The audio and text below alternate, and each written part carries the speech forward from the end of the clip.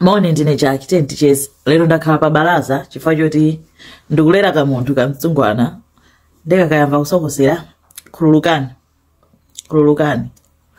ngati ka update ino sono nkhani ya a prophet ndi mwana wawo. Koyamba tinene mene nkhani yo inayendera ngase nkhani chamene anayinenera poyamba pachananira kuti akuti anthu mu community anakadandaula atadabwa zochitika nyumba mwa abusa ndi mwana wawoyo a prophet tizeti. Ndi akuti mwanayu anapita school mtsikanayo. Wapita school anasiya phone yake kale panali pa desk pake pamene panali chikoma chake iye nkusunthapo kaya mapanga chani then zake kaya zake amafuna chani anapeza kuti watani wavundukula chikoma chake chicha nkutenga phone icha anatenga phone yo amafuna kuyisira ntchito. Pofuna kuyisira ntchito kuyamba kuona mu phone mucha nkudabwa zithunzi nkudabwa ma video amene akuona iye uchasanga nkuzinthu chanazitani anangozifika uzichita forward mu phone mwake akuti kuganiza yangu kuti kumene kufandiri ine I think ndikanangokhala kuti kukamwayasa pamene pachapa kusowa chochita kusowa chonena kututumuka koma iye anaganiza sanga kuti umboni nawo nthawi yomwe kuita forward mu phone mwake nkubwezeresa muchani mchikwama mwanzake iye ucha kunyamuka sana senkhani kumpachana nyamuka kupita kwa ahedi akuti ukaonesa kuti taona nizomwe ndapeza nzanga ucha ahedi achakuona nkhanizi zoopsa iwo achaso kupita kwa anthu ena acha mpaka nakwambira noti ankhani ite ndipitirire nayo ni kuti ku police. Ndia kuti initially nsikana atamfusa amakana komatu atamuonesa evidence pamene anavumira kuti ndizoonani ati ndi mmene nkhani yo inatani inayendera. I think ineyo I just want to comment mwana amene nzaji amene anapeza zimene zozo chifani zinzoopsa eti akanakawina akanangoiona nkutayira ku phone nkumangonong'ona kumangoti zili uko eti nkukhala kambiri basi kambiri kodi bwina abusa achaso akanawo apeza kuti kwachuka kuti akuti mukupanga izi ndi mwana wanu akanadelete evidence yonse nimwina kumutumiza kwa mai yache kuti asatana asagwidwe chilungamo sichikanadziwika koma mwana ochenjera nsikana ochenjera kwambiri ndipo ona choopsa ndikupanga act accordingly kuganiza nsanga tuganiza mwanzeru kumeneko. The whoever that girl is, well done to you. Wachira expose makalidwe onyasa makalidwe opsha. Nde wanthu amene mukumanena kuti yayi ndi ziwanda zake zakuti inu munthu achabe basi alipo anthu achabe basi kwa basi amene ndo anthu achabe kozi munthu sunga mangone mwana wako nkumamusiti ayi chiwanda chinadzera kwa mwanayo inu mukuziwa bwanji kuti chinadzera kwa mwanayo ndi abambo yeah he's the older one, he's the grown up, he's the one who's supposed to teach that child in the right way. They apparently ababa I think izo ndenda una pamikozi akuti achita plead not guilty akuti not guilty akuti ma video they were doctored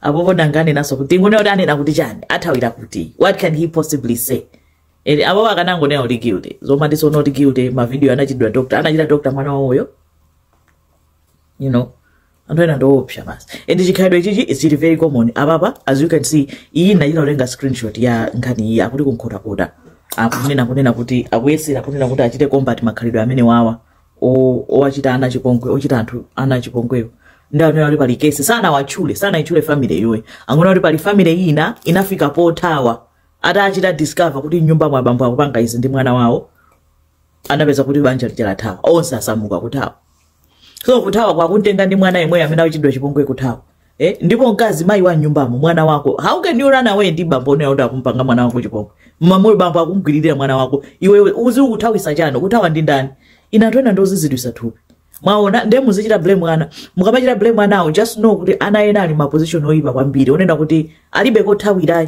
ali ndi makolo ngati mali amene imagine kufika pothawa kusamuka nkuntenga mwana amene akuchitidwa abuse you kumutenga nawo limodzi athawira uleko mwana ayi so Sindola zilira by abuse. How can you live as a mother? Kumamuona mamuna wako akumpanga mwana wako zimenezo. Iwe kumakamari aida amunanga. Damunanga no ndo opsha pamene palipo kuno. Ima yemweyo something is not right because muntu wabino bwino sanka pange zimenezo. That's all I can say about that. Ndebali kesi ina hii. Taona ni video hii.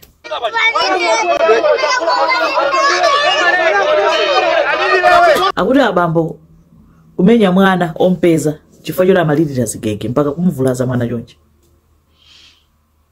kuiba mtima anthu oiba mtima ndi alipo padziko pano. We have to be careful. Nde iyi tiyangane mbali ziwiri nkhani imeneyi. One, the mother mai wa mwana kodi mai umalola kuti abambo azimmenya mwana choncho ngati ammenya choncho dziko lonse nkuona kodi kumbali amamenya chotani kodi kufuna banja kulikonda banja so much zati kulolera kuti mwana moyo wa mwana wako ukhale pa chizunzo choterocho I think even that is either way. Kuna ndikodi chabwino banjalo anthu amafuna banja ndira bwino. Koma limene lolo ndi banja labwino. Si banja labwino ngati pali mwina akuzuzikamo. Ndipo ngati akunzuza mwana choncho, I don't believe kuti mayi ali pantendere. Munthu sunga manzuze mwana choncho, nkumankonda mayi wake wa mwanayo. Sizingatheke. Ndeti munthu endo ankhaza ndi ozunza ama wazunza onse. Then the mother has to think azakuphera ni mwana siku lino. Ora baza kuvulaza ninu nomwe. Zinthu zinazi it's not worth it. Ndembali ina ya bamboyo sopano. So I think ichichi kwathu ku Malawi kaya tinganene kuti ku Malawi kokha kanene kuti ku Africa pali mentality ina yake towards azimayi oti ali ndi mwana kale. I don't know why. Amaonedwa mwa mtundu wina, amaonedwa monyozeka sort of. Amaoneka mochepetsedwa. I don't know why.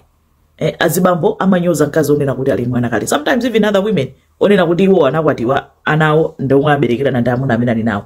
Amakhala ndi moyo onyazitsa ma single mothers.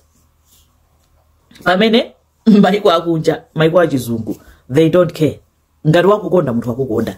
Basi palibenso kuti kaya chanchani wakukonda and they know kunena kuti ngati ndikukuyenda ndi mkazi onena kuti ali ndi mwana kapena ana ndatenga package. You take them as a package. Sukutenga mkazi yekhayo.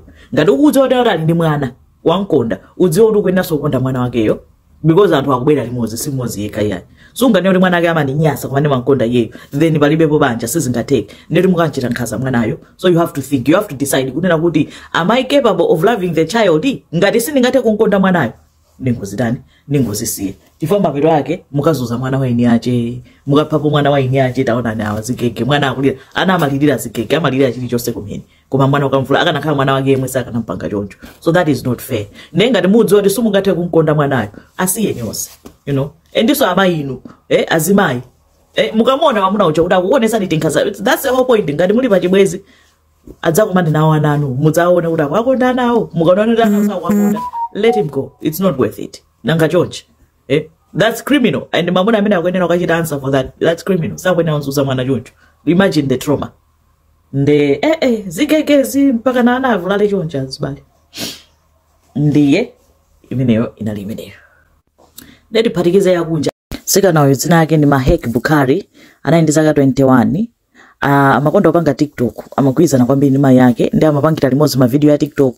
Anayi ndi ma followers pafupifupi 130,000. Ndezi mayenda amapanga za makeup chani. Koma mayi yakewo anapezeka kuti anayamba chibwenzi ndi mwana nyamata wa zaka 21.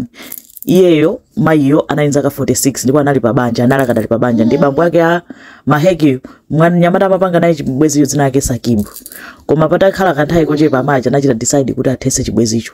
Ndesa Kibi uchanakana ananena kuti ngati mufuna chibwezi chichite mundibwezi ndalama zonse zomwe ndakhala ndikugwisa ntchito pa inu zokwana 3,000 pounds. Kupanda apo nditulutsa ma video ndi zithunzi zosavala zomwe ndili nazo za inu. Amayi aja anachita mantha nanga sinawonso anayi pa banja papanga za nseri, anamuuza mwana wawo uja Maheki kuti Maheki zikundichitikira ndizi. Ndiye Maheki anapanga plan ala musadandaule tiye timunamizeni timuze kuti chani timuze kuti tikakumana naye tikampasa ndalama 3,000 akufunayo akupaseni zithunzi akunenazo koma ndimema anthu oti akamuopseze tikangomulanda chilichonse. Ndi ananyamuka kumuza kuti tikakumane mukapaki ya ku Tesco ndi chishopu china chake ku UK. Ndi anthu achada anapita. Nde Sakiba anaibe kalimoto anampempha nzake dzina lake Muhammad kuti Muhammad tandipase lift ndikupita kutiko ndikupita ku shopping mall ndikakumana ndi munthu. Koma sana muze cheni chomwe chikuchitika. Muhammad anati okay chabwino, ananyamukadi kumpasa lift. Anafika mukapa kimucha gamoto yake ndiyo mukuiko naye. Atafika anazaya ngana nkuona kuti pali magalimoto awiri amayi aja okhanga tanama koma koni kuti ali ndi chigulu cha anthu. Nde anachita mantha Sakibu ucha nkunena kuti iwe tete tawe tete zipita. Wina samaziwa nangu okay chabwino kunyamuka ndapo mpo mukumona akudutsa sana tani sana ime. Koma anthu acha sana ime pompoe. Anapezeka kuti akwatani akwalondola magamoto onse awiri. Mahekiyo ndi chigulu chake chanzakecho amayi wonso galimoto ina magamoto awiri awo mukwaona. Anawalondola anyamata acha kena kwa anyamata acha namba chita mantha. Chifukwa choti magamoto acha mathamanga kwambiri. Ndi anayi mmoza anayimba foni ku police akuchita mantha akufula unena kuti anthu akutithamangiso kanga nafuna utipa tithandizeni. Ndali nkati mwa polisi momwe mucha kuyankhula nda polisi anthu acha anapezota anayigunda gamoto yawo ija pa speed ndikuyikankira kutchire kuchoka munsewu anakuthamanga kwambiri. Gamoto chamenya mtengo inaduka pakati hafu. Anyamata awiri onse Sakibi ndi Muhammad anafera pomwepo. Apo ndawawa mukwaona amayiwo ndi mwana wawo akuyenda achoka kopha anthu awiri acha kubwerera ku nyumba ngati zabwinobwino. Ndi apolisi anaona CCTV komanso anachita follow up.